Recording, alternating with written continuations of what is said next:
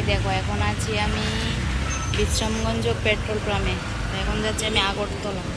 আজকে কেমন গরম বলো, প্রচণ্ড গরম, প্রচণ্ড। আমি যাচ্ছি আগরতলা বাপের বাড়ি মেলাতে। এটা খুব মেলা আছে বাপের বাড়ির কাছে, তো যাবো মেলাতে।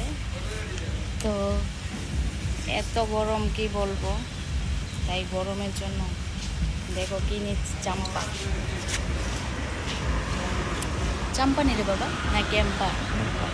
ও সরি, ক্যাম্পা বলে, আমি তো চাম্পা করে লেছি।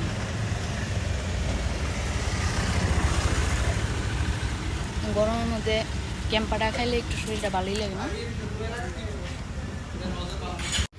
গাড়িতে তেল নিয়ে নিলাম, তো এখন চলে যাব আগরতলা বাপের বাড়ি।